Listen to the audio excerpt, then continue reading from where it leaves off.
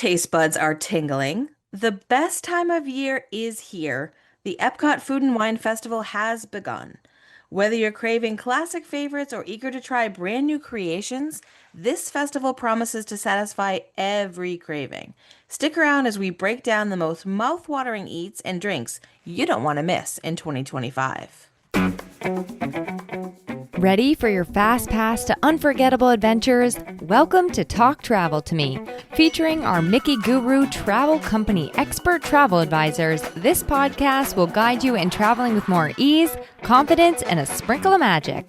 Tune in for unique insights, insider info, tips, and personal travel stories that'll transform your journeys into exhilarating moments and lifelong memories. Fasten your seatbelt, grab your passport, let's embark, and let's talk travel. Welcome back to Talk Travel to Me. I'm your host, Christy, and today we're diving into the 2025 Epcot International Food and Wine Festival. The festival kicks off August 28th and runs right through November 22nd. Epcot transforms into a global culinary playground with dozens of new and returning dishes, drinks, and fun experiences, like Emil's fromage montage. I just love saying that.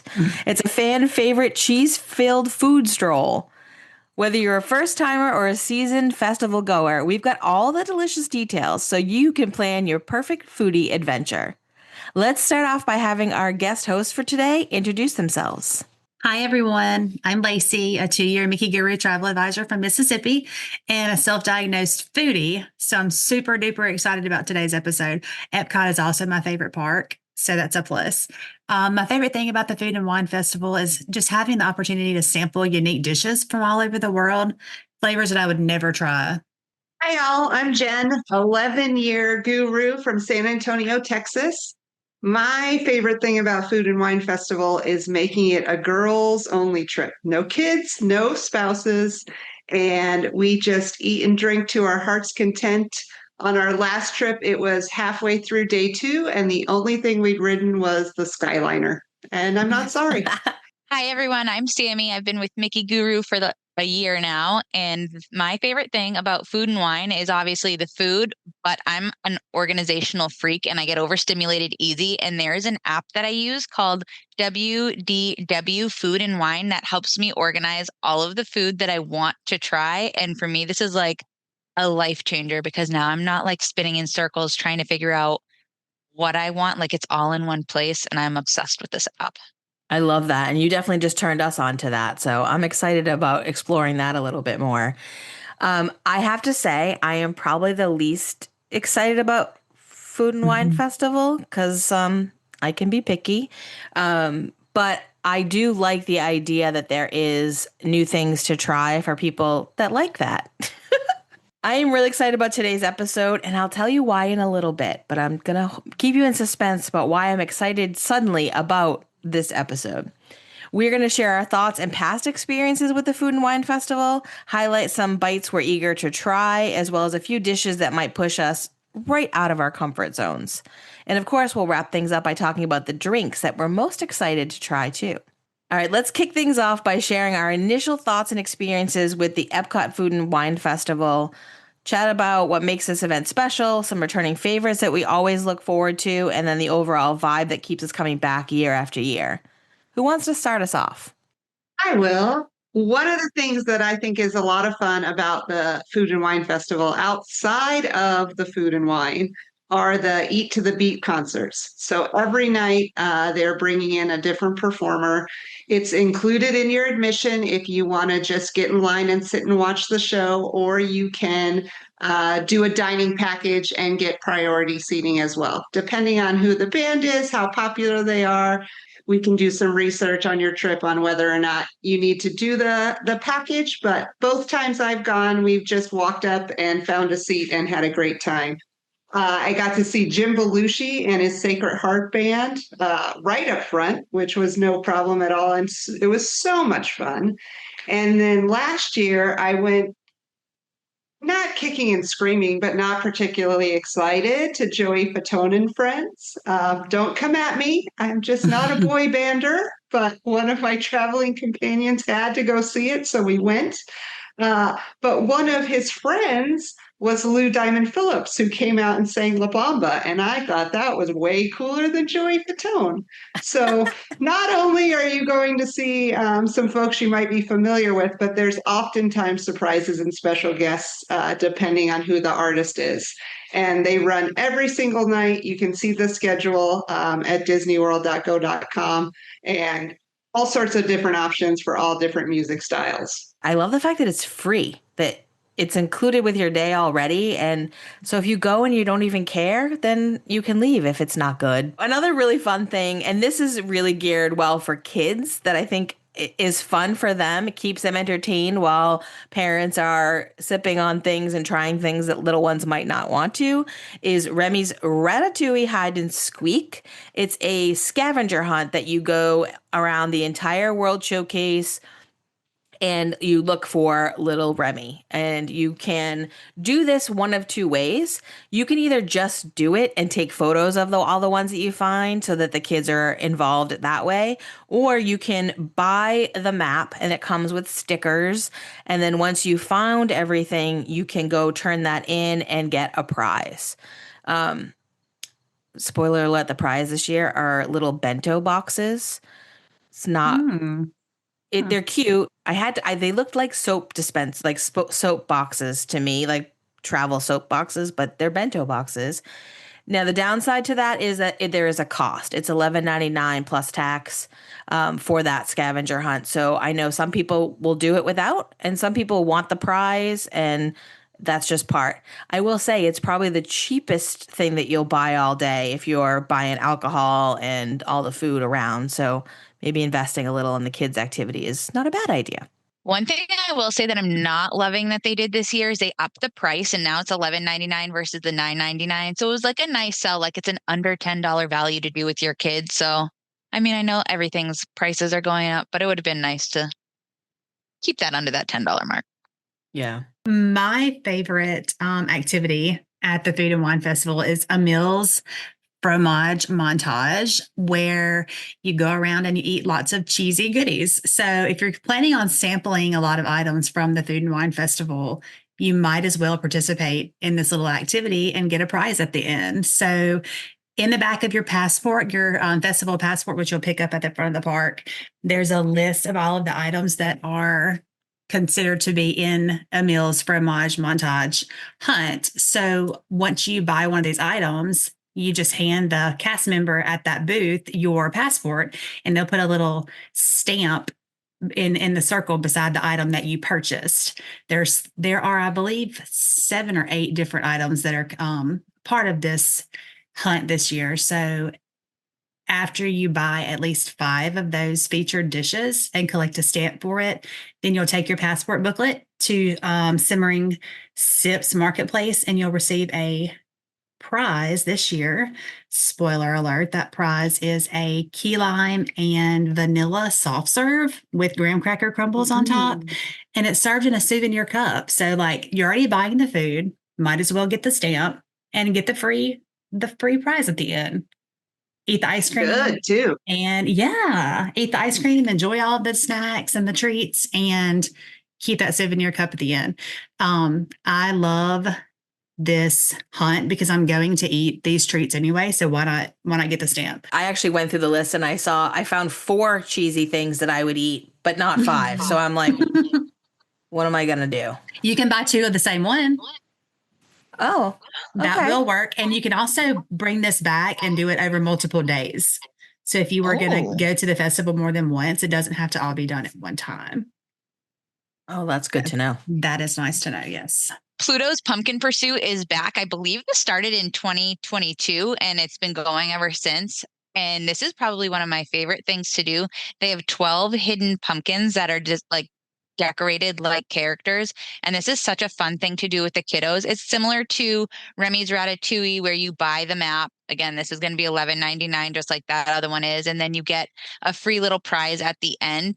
And this is just such a fun, cute way to just keep kids engaged while you're doing all the fun adult things. I feel like this is one of those things too that it's competing with the Remy. So I don't understand why they have both running at the same time.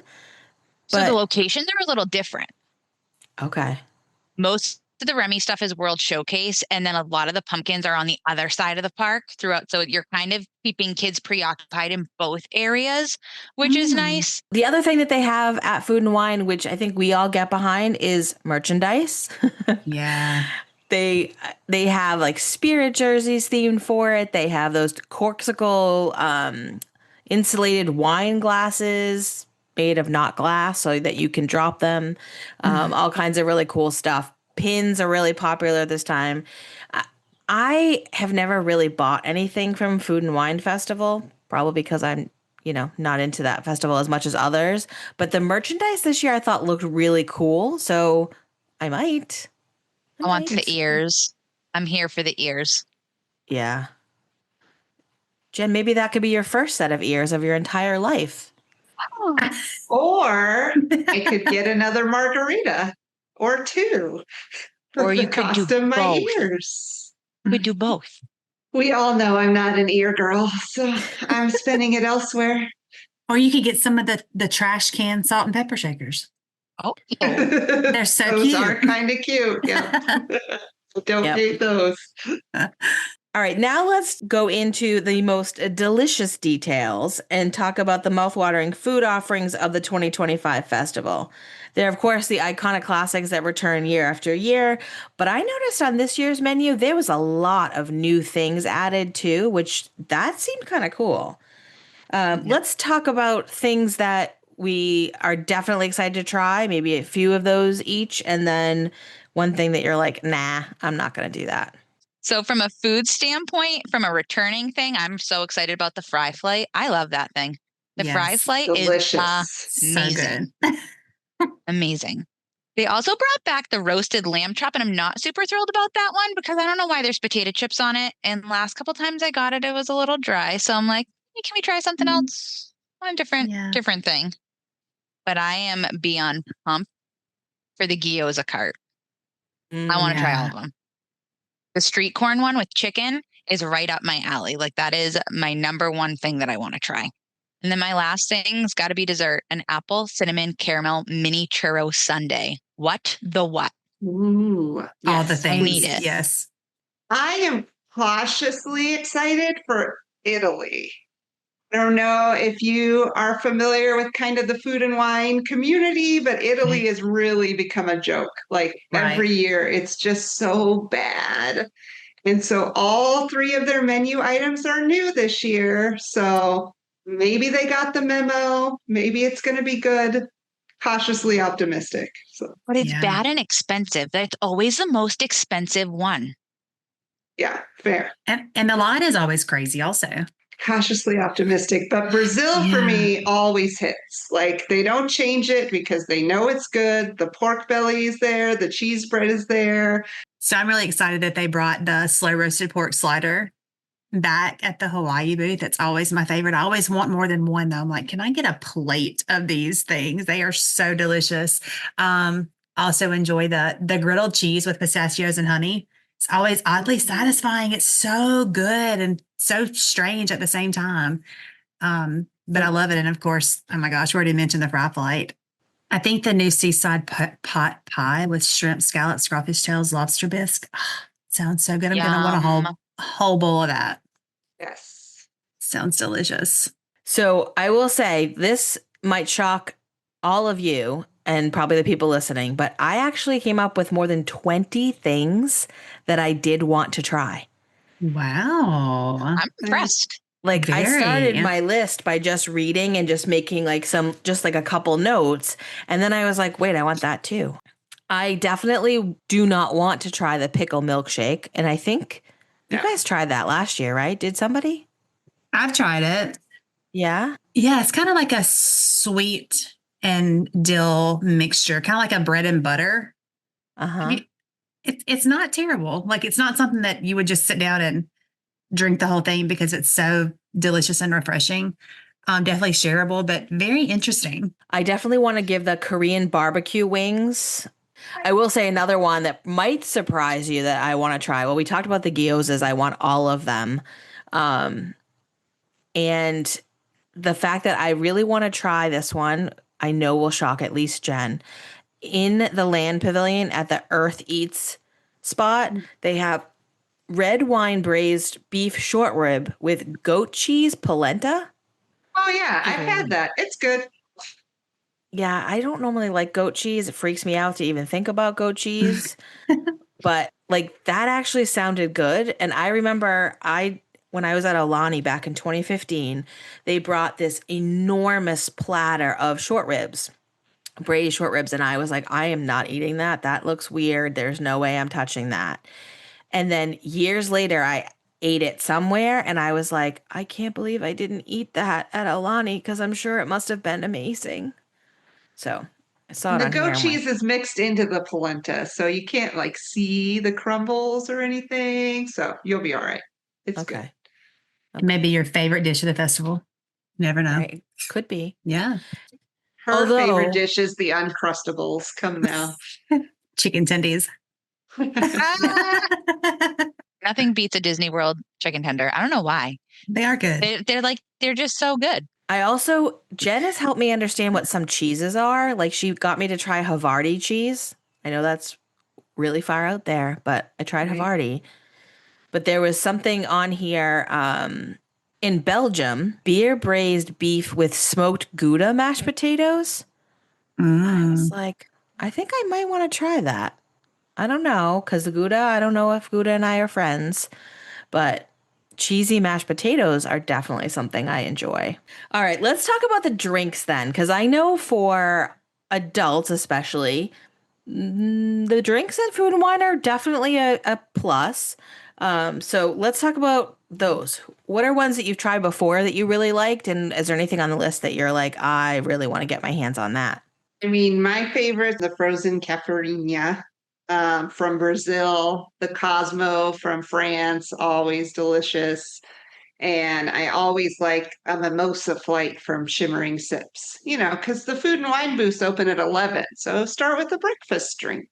Mm-hmm. But they have one that's like pog juice. And I can't remember the other flavors, but they try and mix them up a little bit each year. There's been a key lime one before, or strawberry, or different things like that, blood orange. So that's a fun one to start the day with. I'm not an alcohol drinker, but I love all of the non-alcoholic options that they have at the festival. And I love that there are so many. They've added more and more every year. Yes, there are tons this year. I'm so excited to try a lot of these. But some of my favorites every year at the Joffrey's Cart. I know that sounds so like simple when you think about food and wine, but they have such great specialty beverages at the Joffrey's Cart every year. All of the Joffrey's Carts have different options actually. And there's a creme brulee cold brew this year that I cannot wait to get my hands on. Sounds so good. There's also a butterscotch cookie cold brew. I'm just going to have all the cold brews. Right. Leave you ladies to the mimosas and I'll just have my coffee. Yeah. Sounds so good. Nice. When I found out that Joffrey's was doing the creme brulee and the churro one, I immediately went to TikTok and I was like, Epcot's calling me like the ocean calls Moana. Like, I need to go and I need to go now because coffee is my thing. I'm super excited for the frozen Chipotle pineapple lemonade. You put tahini on anything and I'm in. It's so good. But they have a like virgin version. So it's just the pineapple Chipotle lemonade. And then they have one with Tito's, which I want both. I'm great with both. I'm here for it. It just sounds anything spicy pineapple up my alley. This frozen apple pie at the Swirled Showcase. It's like a frozen milkshake. It has apple pie filling, apple cinnamon soft serve, and apple cinnamon cider topped with strudel. I'm like, okay. Yeah. What's not to like? Yeah, that sounds amazing. I'm not much of a beer drinker, but this was one of my I'm going to branch out. The strawberry Belgian white beer. I'm intrigued. I can stomach like a little bit of the grapefruit beer, but I'm not a beer person either. So we could definitely share. Yes. Perfect. I am curious about the Remy milkshake from Sunshine Seasons. Did you guys see this? I did. It comes with a piece of cheesecake on it. I know. And it's one of those things where the pictures look so cute, but I really want to see the reality because there's a lot of things going on there. It's Mm-hmm. got strawberry cheesecake milkshake and then a cookie on top and a piece of cheesecake that looks like cheese and a white chocolate Eiffel Tower, That looks great to me. It kind of reminded me, I don't know if it was last year or the year before, but Festival of the Arts had that weird figment drink that was purple. Remember that? With the skills. Yes. Yes. Yeah. I tried that.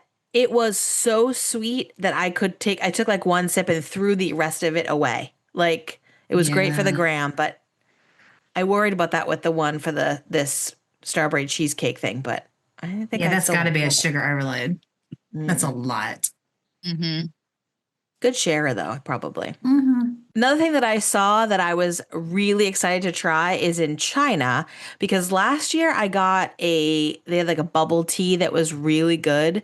And this year they have a mango peach bubble tea with green tea, mango and peach syrups and the white boba. Now I don't like boba, so they could leave that out, but they're going to do it anyway.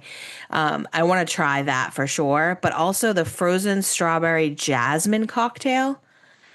That Mhm. sounded really good too. Like I was like, oh, and that has alcohol. The other one doesn't. So maybe you Yeah. just pace yourself. That's how you do that. Yeah. I did write down for you, Christy, too, the frozen raspberry and pomegranate tea from the brewing booth. And I was kind of sad they didn't have a mocktail and a cocktail version. I'm like, that sounds delicious. Yeah, it has orange ice cream molecules. Right? I wrote that one down too, and I was like, I definitely want to try that one. Mm-hmm. I Yeah. feel like it's set up like when we're looking at all of these things as somebody that doesn't usually participate, like I feel like it really needs more than one day. Because how do you eat and drink all of this stuff in one day? With We a go for group. multiple days and don't get it all. I mean, Yeah. it's just, There's so much. yeah, so much. Didn't we get How, park hoppers for our day too? Like this is not going to be very much hopping around. you're Yeah. going to be too full to hop. There is no way you'll catch me there at the end of August or even into September because it is so brutally hot that the last thing I want to do is eat like, pizza balls from Italy. But in Yeah. November, it's great because you literally generally are just strolling around. The temperature's fabulous. Like, that's good. But one tip I would offer anybody going, especially in the beginning, but all throughout, is one of those sun umbrellas because there is a lot of waiting in line. There's no shade. It's kind of like Epic Universe in that way. Like, Mhm. bring your own shade so you don't melt. Do you guys also use the gift card wristlets to kind of budget and strategically plan out your funding for that day? Ooh, funding is all out the window when I go to Food and Yeah. Wine. But one of my girlfriends swears by the little gift card bracelet. She loves it. Yeah. So Yes, Christy, the little wristlet. And it's so easy to keep up with and swipe. I like them because if we're going over multiple days, I can say, hey, let's only spend 100 today.